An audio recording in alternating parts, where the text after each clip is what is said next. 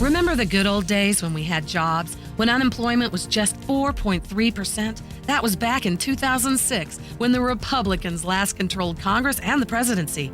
In 2006, Social Security was taking in about $100 billion a year. Now it's paying out more than it takes in. When Republicans were in charge, we had 52 straight months of job creation, and Obama and his Democrat Congress have never even passed a budget.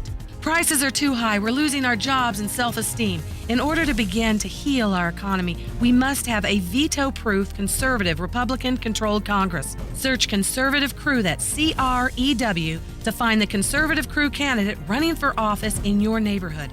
Please help us save our economy by voting for all the Conservative Crew candidates. That the people who are in their 50s and 60s and 70s and would be retiring, they can't retire, and the jobs don't open up, and the young people don't have any jobs, and it gets worse and worse and worse and worse.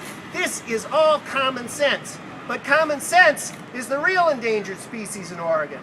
Common sense is on the virtue of being outlawed.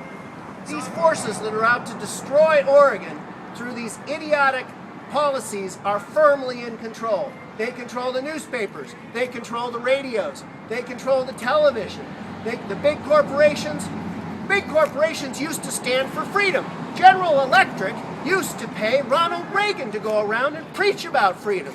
Now General Electric is firmly ensconced in the back pocket of Obama and is living off of federal subsidies and tax credits, and they don't have to pay any taxes anymore because they're on the in crowd.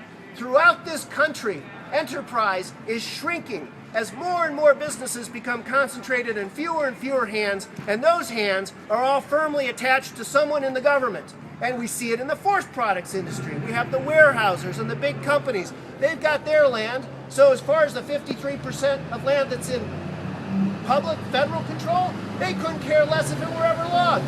All their fellow loggers get put out of business. They've got their little thing. They've got their monopoly. This is happening with everything. It's happening with everything from truck stops to forest products, mining. As the regulations grow more and more and more complicated, the little guy can't even afford to comply.